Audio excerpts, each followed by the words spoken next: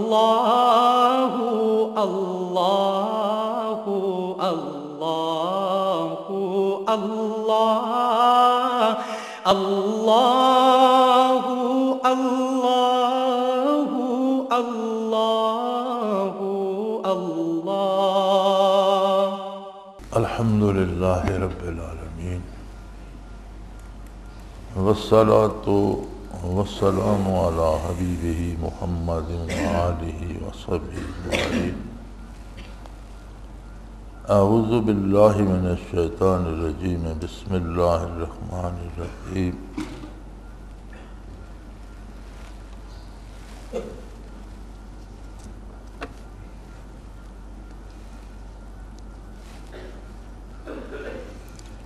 قالت رسلهم افی اللہ شک فاطر السماوات والارض يدعوكم ليغفر لكم من ذنوبكم ويؤخركم إلى أجل مسمى قالوا إن أنتم إلا بشر مثلنا تريدون أن تصدونا عما كان يعبد آباؤنا فأتونا بسلطان مبين قالت لهم رسلهم إن نحن إلا بشر مثلكم ولكن الله يمن على من يشاء من عباده وما كان لنا أن نأتيكم بسلطان إلا بإذن الله وعلى الله فليتوكل المؤمنون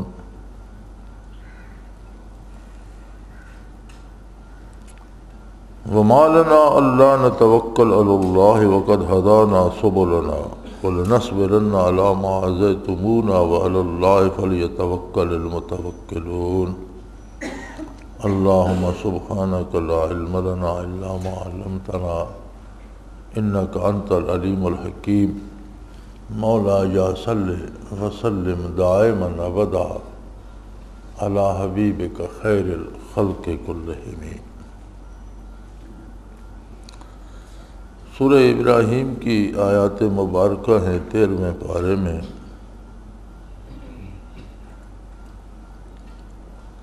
قالت لهم رسلهم افی اللہ شک ان اقوام کا ذکر ہو رہا ہے جن پر اللہ کے رسول تشریف لائے، جن کے پاس انبیاء کی بات ماننے سے انکار کیا، مختلف حیلے بہانے کیے۔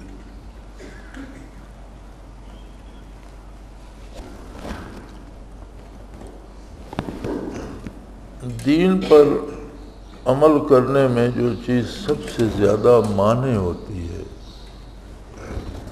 سب سے بڑی رکاوٹ جو ہوتی ہے، وہ ہوتی ہے انسان کی اپنی بنائی ہوئی رسومات۔ اور یہ عجیب انسانی مزاج ہے کہ وہ ان رسومات کو نسلاً بعد نسل چلائے رکھتا ہے۔ یہ میرا باپ دادا ایسے کرتے تھے، ہمارے بزرگوں کا یہ طریقہ تھا، اس کو چلائے رکھتا ہے، اس پہ چلتا رہتا ہے۔ جب انبیاء تشریف لاتے ہیں تو وہ بات کرتے ہیں جو اللہ کو منظور ہے، کسی دنیا کے انسان کی بنائی ہوئی رسم نہیں، بلکہ جو اللہ کو منظور ہوتی ہے۔ اور بعض اوقات ایسا ہوتا ہے کہ کچھ چیزیں اچھی ہوتی ہیں،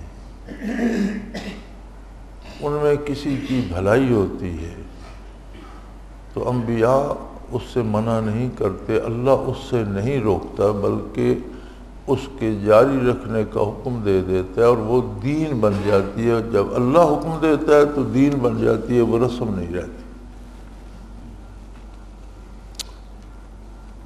تقسیم ہندوستان سے پہلے، پاکستان بننے سے پہلے ایک مقدمہ ہوا تھا بہاولپور میں۔ ایک شخص نے اپنی بیٹی کا نکاح کر دیا، رخصتی نہیں کی۔ رخصتی سے پہلے وہ شخص مرزائی ہو گیا جس کے ساتھ نکاح کیا۔ اس کے مرزائی ہونے پر اس شخص نے بہاولپور کی عدالت میں، اس وقت نواب بہاولپور تھے اور وہ ریاستی نظام تھا، اور بہاولپور میں اسلامی قانون نافذ تھا۔ ان کا دیوانی بھی اور فوجداری بھی جو قوانین تھے وہ شریعت کے مطابق تھے۔ سیشن جج کی عدالت میں اس نے دعویٰ کر دیا، وہ چلتا چلتا سیشن جج کے پاس پہنچ گیا کہ یہ بندہ مرتد ہو گیا ہے، لہذا میں بیٹی رخصت نہیں کروں گا بلکہ نکاح باطل ہو گیا ہے، عدالت اس کی توثیق کرے۔ انگریز کا زمانہ تھا، مرزائی جو تھے وہ انگریزوں کا لگایا ہوا پودا تھا، غلام احمد قادیانی۔ انگریزوں نے بڑی اس کی حمایت کی۔ تو میں جو عرض کرنا چاہتا ہوں وہ اس کا ایک واقعہ ہے چھوٹا سا۔ ویسے ہم نے اب آپ سے مل کر وہ مقدمہ بہاولپور پھر بعد میں علماء نے اسے لکھا، وہ بڑا عرصہ چلتا رہا، حتیٰ کہ وہ شخص جس کے ساتھ نکاح ہوا تھا وہ مر گیا، اس کے بعد فیصلہ ہوا کہ یہ واقعی مرتد ہے اور یہ نکاح باطل ہے۔ جو ہماری اسمبلی نے انہیں کافر کرا، یہ تو بہت بعد کی بات ہے، وہ فیصلہ انگریزوں کے زمانے میں ہو گیا تھا، لیکن اتنا عرصہ اس پہ لگا تھا کہ وہ شخص مر چکا تھا بوڑھا ہو کر۔ تو بہرحال اس علماء نے بڑی محنت کی اور وہ عدالتوں سے ریکارڈ نکلوا کر 5 اتنی موٹی جلدیں ہیں، اتنی موٹی جلدیں ہیں جن میں وہ مقدمہ بہاولپور کی رویداد ہے۔ ہم نے احباب سے مل کر کوشش کی تھی کہ اس کی تلخیص نکالنے، اور جو محض وکیلانہ بحثیں ہیں انہیں چھوڑ کر اس میں جو دینی بحث ہے اس کو الگ کر لیا جائے، تو وہ ہمارے پاس ہے لائبریری میں، شاید قابل فروخت کتابوں میں ہے، اسے کبھی لے کر پڑھیے گا، بہت دلچسپ ہے اور بہت معلوماتی ہے۔ تو اس نے اتنی شہرت پکڑی کہ مرزائیوں کے بھی بڑے چوٹی کے جو لوگ تھے آئے، اور مسلمان علماء ہندوستان بھر سے شریک ہوئے، حتیٰ کہ سید انور شاہ کشمیری رحمۃ اللہ تعالیٰ علیہ حیات تھے دیوبند سے، وہ بھی تشریف لائے۔ سید انور شاہ کشمیری رحمۃ اللہ علیہ متقدمین کی مثال ہوئے ہیں۔ تو بات بحث مرزا قادیانی کی نبوت کے باطل ہونے، دعوی نبوت کے ابطال پر تھی، اور مرزائی اسے حق ثابت کرتے تھے۔ چونکہ دعویٰ مرزا کا دعویٰ باطل ثابت ہو تو مرزائی کافر ثابت ہو اور نکاح فسق ہو۔ تو بحث کے دوران ایک بات آ گئی، ایک مولوی تھا قادیانیوں کا، شمس نام تھا اس کا، پڑھا ہوا تو وہ بھی دیوبند کا تھا، پڑھا لکھا آدمی تھا، لیکن دنیا اور دولت کے چکر میں آ کر ایمان ضائع کر کے ان کے ساتھ مل گیا۔ تو بہت تیز آدمی تھا۔ تو اہل سنت کے عالم نے کہا کہ مرزا قادیانی نے اپنی کتابوں میں انگریزی حکومت کو دعائیں دی ہیں اور انگریزی جو قانون ہیں ان کی تائید کی ہے، یہ نبی نہیں ہو سکتا، اس طرح کی کوئی بات تھی۔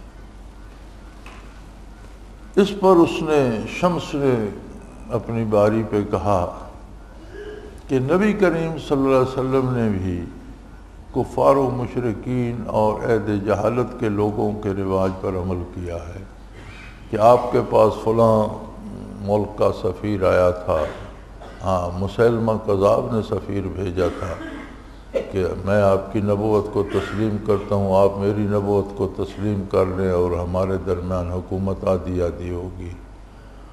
تو حضور نے فرمایا کہ سفیروں کو قتل نہیں کیا جاتا ورنہ میں تیری گردن مروا دیتا۔ تو اس نے کہا کہ حضور نے بھی تو یہ رواج تو عہد جہالت کا اور کفار کا آ رہا تھا کہ سفیروں کو قتل نہ کیا جائے، تو حضور نے بھی تو پیروی کی تھی۔ تو اس پر اہل سنت کا عالم تھوڑا سا ٹھٹک گیا، اس کے پاس جواب نہیں بن رہا تھا۔ تو سید انور شاہ کشمیری بھی ضعیف تھے بہت، اس زمانے میں بیٹھے ہوئے تھے، کمزور وجود کے، نحیف اور پورے سے قد کے آدمی تھے اور بہت کمزور تھے۔ کرسی پہ تشریف فرما تھے، اٹھ کر کھڑے ہو گئے۔ انہوں نے فرمایا، ارے بے وقوف، اب یہ شمس ان کا شاگرد بھی تھا. انہوں نے کہا وہ بے وقوف تو یہ نہیں سمجھ سکا کہ حضرت محمد صلی اللہ علیہ وسلم اللہ کے رسول تھے، امام الانبیاء تھے. اگر کوئی رواج آ رہا تھا تو وہ تب تک رواج تھا جب تک حضور نے قبول نہیں کیا. اگر حضور نے اس کی تصدیق کر دی تو رواج نہیں رہا، وہ شریعت بن گئی. نبی کریم صلی اللہ علیہ وسلم کی شان یہ ہے کہ اگر پہلے سے رواج آ رہا تھا اور حضور نے اسے قبول فرمایا کہ یہ اچھی بات ہے تو وہ شریعت بن گئی. تیرا نبی تو کہتا ہے کبھی ذلی ہے کبھی بروزی ہے، یہ تو جعلی نبی ہے، اس کی تو یہ حیثیت نہیں کہ یہ قبول کرے تو شریعت بن جائے، اسے تو شریعت کا اتباع کرنا ہے. تو اس پر وہ لاجواب ہو گیا. تو میں عرض یہ کرنا چاہتا تھا کہ بعض اوقات جو ہماری خاندانی رسومات آ رہی ہوتی ہیں وہ اچھی بھی ہوتی ہیں. مثلا ہمارے ہاں اس ہمارے علاقے میں ہماری برادری میں ایک رواج ہے، اور یہ ہمارے باپ داداؤں سے آ رہا ہے کہ کسی گھر میں کوئی فوتیدگی ہو جاتی ہے تو کم از کم جتنے اس کے رشتہ داروں کے گھر ہیں، 5 ہیں، 7 ہیں، 8 ہیں، 10 ہیں، 8-10 دن اسے مہمانوں کو یا آنے والوں کو کھانا دینے کی فکر نہیں ہوتی. ایک نہ ایک گھر روزانہ کی ذمہ داری لے لیتا ہے. تو وہ جس کے گھر فوتیدگی ہوتی ہے وہ بے فکر ہو جاتا ہے، کوئی نہ کوئی اس کے گھر کھانا پہنچا دیتا ہے اس کے مہمانوں کا. تو یہ آ رہی ہے ہمارے باپ دادا سے، لیکن یہ بہت اچھی رسم ہے. اور شرعاً بھی چاہیے کہ مرنے والے کے گھر سے نہ کھایا جائے جب تک اس کی وراثت تقسیم نہیں ہوتی. بیوہ کا حصہ بیوہ کو ملے، بچوں کا بچوں کو ملے، پھر وہ اپنے حصے سے کوئی دے تو کھایا جائے. تو اب میت دفن کر کے کون وراثت تقسیم کرے گا، کس کس کو آئے گی، اس مشترکہ میں سے کھانا جائز نہیں ہے. تو یہ ایک اچھا طریقہ ہے کہ برادری کے لوگ اس کا بوجھ بانٹ لیتے ہیں اور 8-10-12 دن اس پر وہ بوجھ نہیں پڑتا. اس طرح کی یا کوئی مہمان آ جائے تو آپ خواہ کتنا بھی سادہ کھاتے ہوں، غریب ہوں، اپنی کوشش کرتے ہیں کہ اس کو اچھا کھانا دیا جائے، اچھا بستر دیا جائے. تو اگرچہ یہ رواج ہیں لیکن اب یہ شریعت کے مطابق ہیں، شریعت نے بھی یہی تعلیم دی ہے. تو یہ کم ہوتا ہے کہ کوئی رسم ایسی ہو جسے شریعت قبول کر لے. تو اگر شریعت قبول کر لے تو پھر تو رسم نہ رہی، شریعت بن گئی. لیکن جتنی رسومات خلاف شریعت ہوتی ہیں، انسان کا مزاج یہ ہے کہ وہ اپنے باپ دادا کی روش کو چھوڑنا نہیں چاہتا. وہ سمجھتا ہے کہ چھوڑنے سے ان کی سبکی ہوگی. موسیٰ علیہ السلام نے جب فرعون سے بات کی اور اسے بتایا کہ اللہ واحد ہے، لا شریک ہے، ہر چیز کا خالق وہ ہے، جو تجھے خدا مانتے ہیں یہ کفر ہے، تو مخلوق ہے، تو انسان ہے، محتاج ہے، کھانے کا محتاج ہے، سونے کا محتاج ہے، صحت بیماری کا محتاج ہے، کل مر جائے گا. تو اس سے پہلے تیرا باپ تھا، پہلے اس کا باپ تھا، سارے مر گئے، تو انسانوں کی طرح پیدا ہوا، کل تو بھی مر جائے گا. تو یہ تیری عبادت کرنے والے تو یہ تو غلط ہے، کفر ہے، توبہ کرو اللہ. تو اس نے فوراً سوال داغا. اہل دربار بھی بیٹھے تھے، ما بال القرون الاولیٰ، بے ہماری بات چھوڑو، جو اسی دین پر مر گئے ان کی بات کرو. کہ یہ کہے گا وہ دوزخی ہیں اور یہ سارے بھڑک جائیں گے کہ ہمارے باپ دادا کو دوزخی بتاتا ہے. چونکہ ہر ایک کے ذہن میں ہوتا ہے کہ میرا باپ دادا بڑے سمجھدار تھے، وہ جو کرتے تھے ٹھیک تھا. تو اس نے کہا ما بال القرون الاولیٰ، وہ جو پہلے گزر چکے ہیں، جو مر چکے ہیں اسی دین، ان کا کیا ہوگا. موسیٰ علیہ السلام نے فرمایا علمھا عند ربی، ان کی بات میرا رب جانتا ہے. میں تم سے مخاطب، میں مرنے والوں کی بات نہیں کر رہا، وہ میرے مخاطب نہیں ہے. علمھا عند ربی، ان کی بات میرے پروردگار کے پاس ہے، اور رب جانے اور وہ جانے، میں تمہاری بات کر رہا ہوں جو سامنے.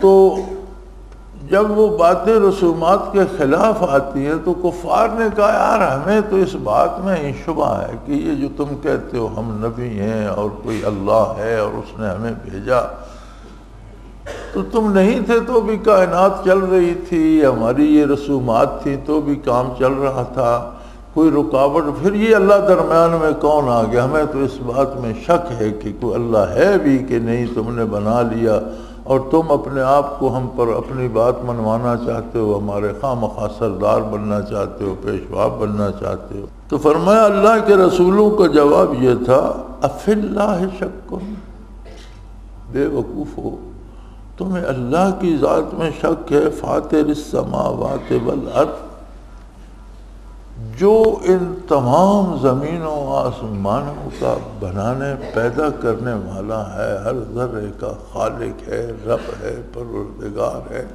جس نے بنایا، جو چلا رہا ہے، اس کی ہستی میں تمہیں شک ہے۔ اور پھر مزے کی بات یہ ہے کہ جو دعوت تمہیں دی جاتی ہے اللہ کی طرف سے، یا جو باتیں ہم کہہ رہے ہیں، ان کا حاصل دیکھو، ان کا حاصل یہ ہے یدعوکم لیغفر لکم من ذنوبکم، وہ تمہیں دعوت دے رہا ہے کہ اللہ کے رسول کی بات مانو تو تمہارے سارے گناہ معاف کر دیے جائیں گے۔ تمہیں کسی مشقت میں نہیں ڈالنا چاہتا، تم سے کوئی چندہ نہیں لینا چاہتا، تمہیں کچھ دینا چاہتا ہے۔ دین کیا ہوتا ہے؟ دین یہ ہوتا ہے کہ بندے میں رحمت الہی کو قبول کرنے کی استعداد پیدا کر دیتا ہے۔ دینی احکام کا حاصل کیا ہے؟ عبادات کا، معاملات کا، اخلاقیات کا حاصل یہ ہے کہ جب بندہ اپنے نبی کا اتباع کرتا ہے، اپنا کردار، اپنا عقیدہ، اپنا عمل اس کے اتباع میں کر لیتے ہیں، تو اس میں ایک ایسی خوبصورت تبدیلی آتی ہے کہ وہ رحمت الہی کو جذب کرنے کی استعداد آ جاتی ہے، اور جو گناہ کر چکا ہوتا ہے وہ بھی جھڑ جاتے ہیں۔ دیکھیں نا، انسان کو جوئیں پڑ جاتی ہیں، اب جوئیں جو ہیں ان کی خوراک انسان کا خون ہے۔ اگر کسی کو جوئیں پڑی ہوں تو جب وہ مر جاتا ہے تو ویسے تو جوئیں تلاش کرنے سے بھی نہیں ملتی، بال بھی پھرولتے رہو تو مشکل سے ملتی ہیں، لیکن اگر بندہ مر جائے تو وہ اس کے اوپر چل پڑتی ہیں، انہیں وہ خوراک نہیں نہ مل رہی ہوتی جس میں وہ کھال میں چھپ کر یا سر ڈبو کر خون پی رہی ہے۔ جب خون مر گیا، خون خشک ہو گیا تو اوپر چل پڑتی۔ گناہ کی بھی ایک استعداد ہوتی ہے ہمارے بدن میں جس سے وہ چمٹا رہتا ہے۔ جب بندہ تائب ہو کر اللہ اور اللہ کے رسول کی اطاعت کرتا ہے تو وہ بات ختم ہو جاتی ہے اور گناہ جھڑنے شروع ہو جاتے ہیں، گناہ پھر بندے کے ساتھ نہیں رہتے۔ تو انبیاء نے فرمایا کہ یہ تو سوچو کہ تمہیں اللہ دعوت کس طرف دے رہا ہے، ہم تمہیں بلا کس طرف رہے ہیں۔ یدعوکم لیغفر لکم من ذنوبکم، ہم تمہیں اس طرف بلا رہے ہیں کہ تمہارے سارے گناہ جھڑ جائیں، غلطیاں معاف ہو جائیں، کوتاہیاں ختم ہو جائیں۔ وَيُوَخِّرَكُمْ إِلَىٰ أَجَلٍ مُّسَمًّى، اور جو باقی کی زندگی ہے وہ مزے سے گزرے، بجائے گناہوں میں گزرنے کے اللہ کی یاد میں گزرے۔ تمہیں وہ مہلت جو دی گئی ہے موت تک، جتنا وقت باقی ہے وہ خوبصورت گزرے، تو اس میں تمہارا جاتا کیا؟ تمہیں تو کچھ لینا ہے، دینا تو کچھ بھی نہیں۔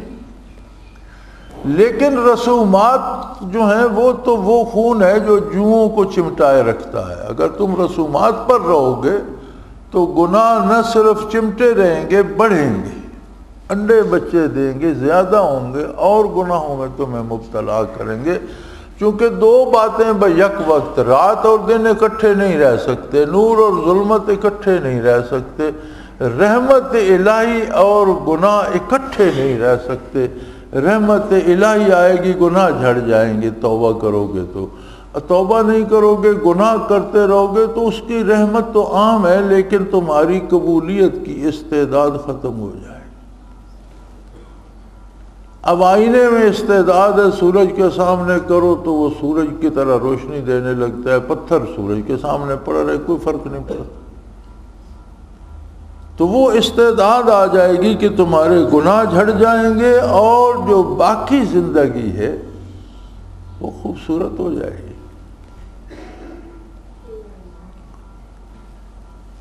اب جب اس طرف سے لاجواب ہوئے تو کہنے لگے یار تم عجیب باتیں کرتے ہو، ان انتم الا بشر مثلنا، یار ہماری طرح کے انسان ہو، تم بشر ہو، کھاتے پیتے ہو، بھوک لگتی ہے، چلتے پھرتے ہو، کپڑے پہنتے ہو، گرمی سردی کے محتاج ہو، بیوی بچوں والے ہو.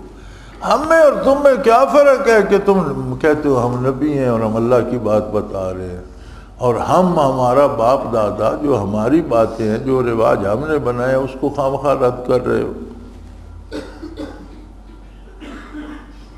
تريدون ان تصدونا عما كان يعبد آباؤنا فاتونا بسلطان مبين.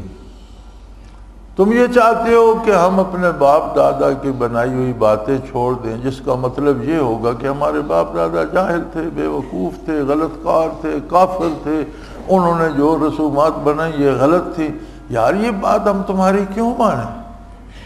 اپنے باپ دادا کی توہین کریں یا پھر کوئی واضح دلیل، کوئی بہت بڑا معجزہ، کوئی ایسی بات دکھاؤ کہ ہم تمہاری بات مان لیں.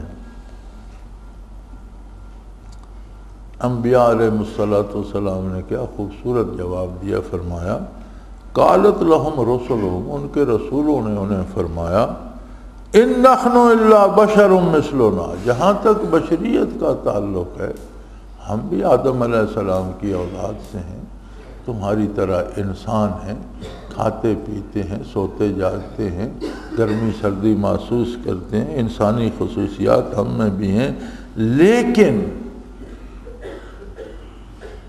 ہم پر اللہ کا انعام ہے، اس نے ہمیں نبوت سے سرفراز کر. اب یہ کسی کے بس کی بات نہیں، یہ تو اس کی اپنی عطا ہے، جس کو چاہا اس نے سرفراز کر دیا. وَلَٰكِنَّ اللَّهَ يَمُنُّ عَلَىٰ مَن يَشَاءُ مِنْ عِبَادِهِ، اپنے بندوں میں سے جسے چاہتا ہے اس پر احسان کر دیتا ہے. ہمیں اس نے نور نبوت سے سرفراز فرمایا، اور نور نبوت کی خاصیت عجیب ہوتی ہے. نبی علیہ السلام نے جب دعوت دی اہل مکہ کو تو آپ اسی کوہ صفا پر، اب تو یہ صفا مروہ تقریباً درمیان سے برابر ہو گئی، یہ اچھے بھلے پہاڑ تھے.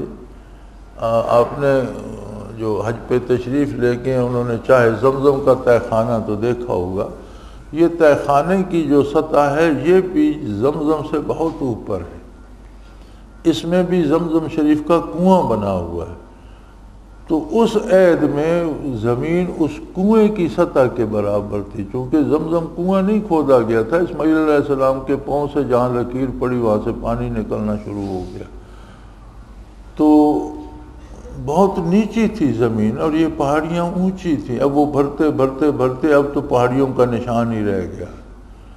تو حضور کوہ صفا پر تشریف لے گئے اور مختلف قبائل جو تھے قریش کے، ان کو ایک ایک قبیلے کو آواز دے کے پکارا کہ میری بات سنو. تو لوگ جمع ہو گئے، ہر قبیلے کے لوگ جو موجود تھے آ گئے. تو آپ نے فرمایا تم مجھے کیسا سمجھتے ہو، میرے بارے تمہاری کیا رائے ہے؟ سب نے کہا کہ ہم آپ کو سچا بھی سمجھتے ہیں اور امانت دار بھی، صادق اور امین کے الفاظ. حضور نے فرمایا میں پہاڑ کے اوپر کھڑا ہوں، تم پہاڑ کے پاؤں میں کھڑے ہو، تمہارے سامنے پہاڑ کا ایک رخ ہے، میرے سامنے پہاڑ کے دونوں رخ. اگر میں تمہیں کہوں کہ اس پہاڑ کے پیچھے ایک بڑی فوج آ رہی ہے، وہ تم پر حملہ کر دے گی، تو کہنے لگے آپ سچے ہیں، امین ہیں، ہم آپ کی بات مانیں گے. آپ کیوں غلط کہیں گے؟ اس لیے کہ آپ کو دوسری طرف نظر بھی آ رہا ہے. آپ نے فرمایا میری حیثیت یہی ہے، اللہ نے مجھے نبوت سے سرفراز فرمایا ہے. تم ایک رخ جہان کا عالم دنیا دیکھ رہے ہو، میرے سامنے آخرت تمہاری دنیا سے زیادہ واضح ہے. میں تمہیں اللہ کی طرف دعوت دیتا ہوں اور آخرت کو. اس پر وہ برہم ہو گئی جو آگے بات چلی. لیکن میں بتانا یہ چاہتا تھا کہ نبوت کی شان یہ ہوتی ہے کہ ہم دنیا ہی دیکھتے ہیں، وہ بھی اپنی محدود نظر سے پھر اندازے لگاتے رہتے ہیں، یہ کروں گا تو مجھے یہ فائدہ ہو جائے گا، یہاں سے میری عزت بڑھ جائے گی، یہاں یہ ہوگا وہ ہوگا. وہ بھی اندازے ہوتے ہیں، اکثر غلط ثابت ہوتے ہیں. نبی کی ہر بات حق ہوتی ہے، وہ دنیا کے بارے ہو یا آخرت کے بارے ہو. اور ہم اس طرح واضح دنیا کو نہیں دیکھ سکتے جس طرح نبی واضح طریقے سے آخرت کو دیکھ رہا. تو انہوں نے فرمایا بے وقوفو، ہم پر تو اللہ نے احسان کیا اور ہمارے پاس یہ طاقت نہیں. وما کان لنا ان ناتیکم بسلطان، ہماری یہ حیثیت نہیں ہے کہ ہم تمہیں معجزات دکھاتے پھریں، ہم سے یہ نہیں ہوتا. اللہ باذن اللہ، ہاں اللہ کوئی معجزہ دکھانا چاہے ہمارے ہاتھ پہ صادر کر دے، وہ اس کی مرضی. یہ ہمارے بس میں بات نہیں. ہمارا منصب جلیلہ ہے اللہ کی بات تم تک پہنچانا. اس سے بڑا کوئی منصب ہو سکتا ہے؟ ہمیشہ جو قاصد جاتا ہے اس کی عزت بھیجنے والے کی عزت کے مطابق کی جاتی.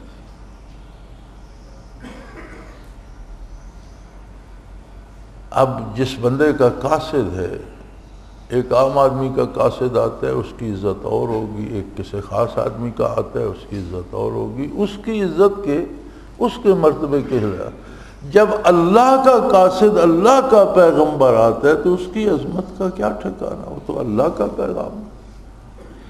ان کا ہمارے ذمہ تمہیں عجائبات دکھانا نہیں ہے، ہمارے ذمہ ہے تمہیں اللہ کا پیغام پہنچانا، تمہاری رہنمائی کرنا جس میں تمہاری آخرت بھی سدھر جائے، دنیا بھی سدھر.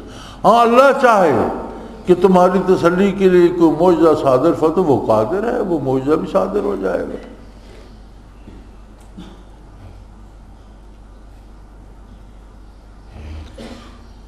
اور یہی حال مشائخ کا اور اولیاء اللہ کا ہوتا ہے کہ یہ لوگ انبیاء کے قاصد ہوتے ہیں، نبی اللہ کے قاصد ہوتے ہیں، یہ بارگاہ رسالت کے قاصد ہوتے ہیں.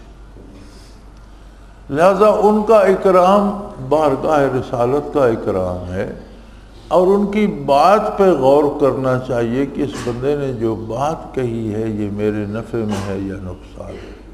کرامات کے پیچھے نہیں جانا چاہیے، کیونکہ ہم میں تو یہ تمیز بھی نہیں کہ کرامت کیا ہے اور شعبدہ کیا ہے. اس طرح تو پھر ہر مداری کے پیچھے ہم بھاگنے لگیں گے، اور عوام کا حال یہی ہے کہ مداریوں کے پیچھے بھاگ رہے ہیں، پیسہ ضائع کر رہے ہیں، عقیدہ ضائع کر رہے ہیں. تو انہوں نے فرمایا انبیاء نے کہ ہماری شان یہ ہے کہ وَعَلَى اللَّهِ فَلْيَتَوَكَّلِ الْمُؤْمِنُونَ، کہ ہر ایمان والا، اور نبی تو پیغمبر ہوتا ہے، ایمان بانٹنے والا ہوتا ہے، ہم اللہ پہ بھروسہ کرتے ہیں. ہم نے اپنی ذمہ داری پوری کرنی ہے، بات پہنچا دینی ہے، اللہ کی بات پہنچانی ہے، کوئی اس میں کمی بیشی نہیں کرنی، اور بڑی واضح پہنچانی. آگے کیا ہوگا مخلوق کا اور اللہ کا، اپنا رب کا اور اس کی مخلوق کا معاملہ ہے، ہم اپنا حق ادا کر دیں گے. وَمَا لَنَا أَلَّا نَتَوَكَّلَ عَلَى اللَّهِ وَقَدْ هَدَانَا سُبُلَنَا، فرمایا کیا وجہ ہے کیوں ہم اللہ پر بھروسہ نہ کریں جب اس نے ہمیں اپنی بارگاہ کے کئی راستے دکھائے. اس نے ہم پر اپنی بارگاہ کے راستے واضح کر دیے، کھول دیے، بلکہ جو ہمارا دامن تھام لے وہ بھی اس کی بارگاہ میں پہنچ جائے گا. تو ابھی ہم بھی اللہ پر بھروسہ نہ کریں تو پھر کون کرے گا؟ وَلِنَصْبِرَنَّ عَلَىٰ مَا آذَيْتُمُونَا، ہاں یہ ہو سکتا ہے کہ دنیاوی طور پر تم ہمیں کوئی ایذا پہنچاؤ، تکلیف دو، شہید کر دو، زخمی کر دو، پتھر مارو، کھانا بند کر دو، پانی بند کر دو، یہ تم کر سکتے ہو، لیکن ہم اس پر صبر کریں گے، گھبرائیں گے. یہ عالم دنیا ہے، وہ دیکھ رہا ہے تمہارا کردار تمہارے لیے ہے، ہمارا کردار ہمارے لیے۔ تم باپ دادا کی رسومات پر اڑ کر ہماری مخالفت کر رہے ہو، ہم اللہ کی بات پر کھڑے ہو کر اس کے بھروسے کھڑے ہیں۔ تو اگر تم کوئی ہماری مخالفت کرو گے تو ہم اس پر صبر کریں گے، اور وعلی اللہ فلیتوکل المتوکلون، اور بھروسہ کرنے والے ہمیشہ اللہ ہی پر بھروسہ کریں۔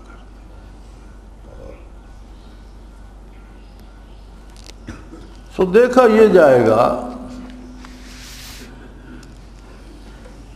کہ جو بات ہم تک پہنچائی جا رہی ہے، سب سے پہلی یہ بات کہ واقعی وہ اللہ اور اللہ کے رسول کی بات ختم ہو گئی۔ پھر اگر واقعی ایسا ہے تو پھر نہ ماننے کا کیا سوال۔ دوسری بات جو میں عرض کرنا چاہتا ہوں کہ مشائخ یا اہل اللہ کی تو زندگیاں اس میں بسر ہو جاتی ہیں، بڑے خوش نصیب لوگ ہوتے ہیں یہ، جنہیں اللہ کریم اس کام کے لیے چن لیتا ہے کہ وہ اللہ اور اللہ کے رسول کی۔ اور پھر سب سے عظیم وہ لوگ ہوتے ہیں خوش نصیب جو صرف کلام نہیں کیفیات بھی منتقل کرتے۔ یہ مشائخ سلاسل جو لوگ ہیں، ان کا اندازہ ہمیں میدان حشر میں ہوگا، یہاں نہیں ہو سکتا ان کی عظمت کا اندازہ۔ یہ بہت عظیم لوگ ہیں، لیکن ایک بڑی خوبصورت بات ہے،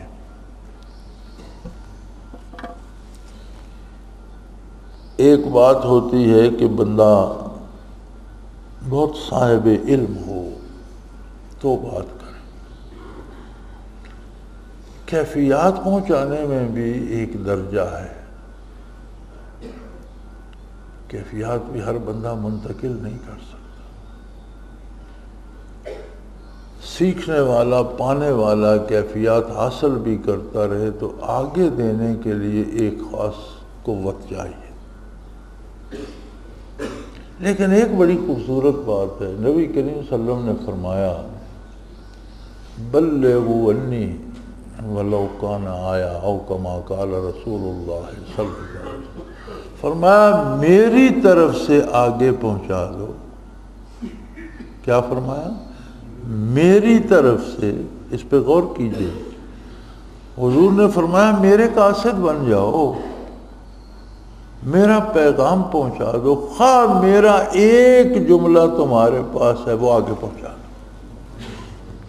تو ایک درجے میں تو بارگاہ رسالت کا قاصد وہ بھی بن گیا۔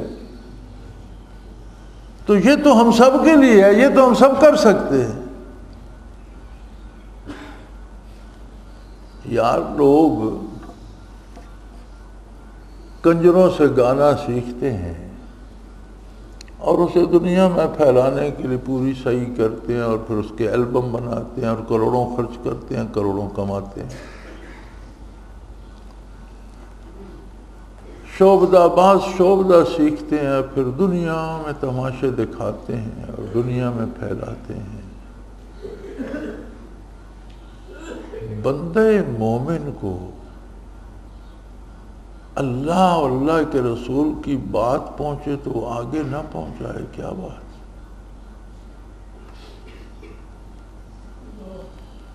اور پھر جن لوگوں کو کیفیات قلبی نصیب ہوں وہ دوسروں کو نہ پہنچائے، بھائی دوسرے نہیں مانیں گے، نہ مانیں، مذاق اڑائیں گے اڑا لیں، تھپڑ مار دیں گے مار لیں، صبر کریں گے لیکن بات پہنچائیں گے۔ پہنچانے والا بارگاہ رسالت کا قاصد بن جائے گا۔ تو کیسی عجیب بات ہے، ہمیں کیوں جھجک آتی ہے کہ ہم کسی سے ذکر نہ کریں؟ جی اللہ اللہ کرنی چاہیے، برکات نبوت ہیں، برکات نبوت حاصل کرنی چاہیے، واقعی ہم نہیں کرتے۔ میں نے ایسے ساتھی دیکھے ہیں جو ساری عمر ذکر کرتے رہتے ہیں لیکن بیوی بچوں کو بھی نہیں بتاتے، بہن بھائیوں کو نہیں بتاتے۔ یار نہ مانیں گے، بتاؤ تو صحیح۔ چور چوری کرنے کے لیے ساتھی بنا لیتا ہے، ڈاکو ڈاکہ ڈالنے کے لیے ساتھی بنا لیتا ہے، کبوتر باز کبوتر اڑانے کے لیے ساتھی بنا لیتا ہے، بھانگی بھنگ پینے کے لیے ساتھی بنا لیتا ہے، زمیندار کاشتکار کاشتکاری ہل چلانے کے لیے ساتھی بنا لیتا ہے، ہر شعبے کا تاجر تجارت کے لیے ساتھی بنا لیتا ہے، اور اکٹھے جا کر پیسے جمع کر کے سودا لے آتے۔ ہر شعبے کا بندہ اپنے ساتھ ساتھی بنا لیتا ہے، اللہ والوں سے نہیں بنتا۔ اور اگر ہم واقعی اس منصب کو، اس بات کو سمجھیں تو ایک سال میں اگر ہم ایک بندہ بھی ساتھ میں لا لیں تو ہمارا اگلا اجتماع اس سے 2 گنا ہو، ہے نا بات؟ تو بھائی صرف تقریر کرنا اور تقریر سننا اور چلے جانا یہ تو کوئی بات نہ۔ نشستن دو گفتن دو برخاستن، آپ نے کہہ دیا، حضرت کا بیان بہت خوبصورت تھا، حضرت بھی خوش ہو گئے، میں نے بڑی باتیں، یہ کوئی بات نہیں ہے۔ باتیں نہ کسی حضرت کی ہیں نہ کسی حضرت کے باپ کی ہیں، باتیں اللہ کی ہیں، اللہ کے رسول کی ہیں، خوبصورت تو ہوں گی، میٹھی بھی ہوں گی، لذت بھی ہوگی، لیکن ہمیں اس سے کیا حاصل ہوا؟ فرمایا رسول اللہ صلی اللہ علیہ وسلم نے کہ اللہ کا ذکر کرو، اس طرح سے کرو حتیٰ یقولون انہ لمجنون، او کما قال رسول اللہ صلی اللہ علیہ وسلم، کہ لوگ کہیں پاگل ہو گیا۔ یار کوئی خدا کے لیے بھی پاگل بن جائے، اپنی دنیا کے لیے تو ہر کوئی پاگل کہلوا لیتا ہے، چمٹ جاتے ہیں بندے کو، میری یہ درخواست منظور کرا دو، مجھے یہ نوکری، وہ کہتا ہے تو پاگل ہے، یہ مجھ سے نہیں ہو سکتا۔ 10 دفعہ ہمیں پاگل کہے ہم چمٹ جاتے ہیں، یار نہیں یہ مہربانی کر، یہ مجھے کہا۔ ہوتا ہے کہ نہیں؟ کوئی مقدمہ عدالت میں وہ چمٹ جاتے ہیں، اگلا دھکے دیتا ہے، ہم کہتے ہیں یار خدا کے لیے میری یہ سفارش کر، میرا یہ کر دے۔ ہم پاگل ہو جاتے ہیں اپنی خواہشات کے لیے، کوئی اللہ کے لیے بھی تو پاگل ہو جائے۔ لوگ کہیں یہ بیوقوف ہے، یہ دیوانہ ہے، کہنے دو انہیں۔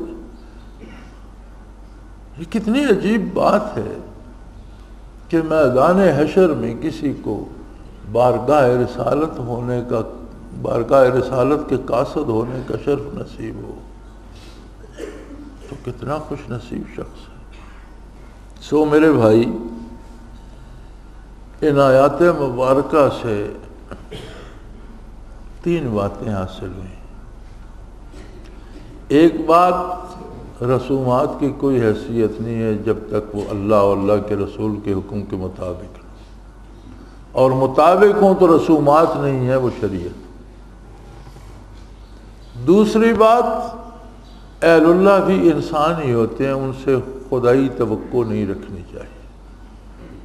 شیخ سے وہ امیدیں وابستہ نہ کرو جو اللہ کا حق ہے، وہ بھی تمہاری طرح انسان ہے، محتاج ہے، بھوک لگتی ہے، پیاس لگتی ہے، بیمار ہوتا ہے، صحت مند ہوتا ہے۔ بات صرف یہ ہے کہ تم اس بات کا احترام کرتے ہو کہ وہ تم تک برکات نبوت پہنچاتا ہے، باقی وہ بھی عام انسان ہے، اس میں خدائی صفات نہیں ہے۔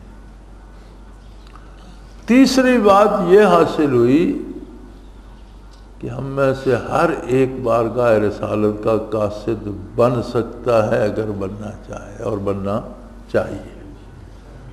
اللہ کریم توفیق عطا فرمائے۔ وآخر دعوانا ان الحمدللہ رب العالمین۔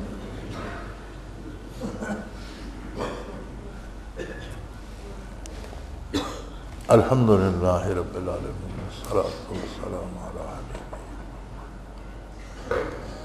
اللہم ربنا لا تقتلنا بغضبک ولا تہلکنا بعذابک واعف عنا قبل ذلك اللہم ربنا لا تسلط علینا من لا یرحمنا انت ولینا فی سفرنا وحضرنا فی مالنا۔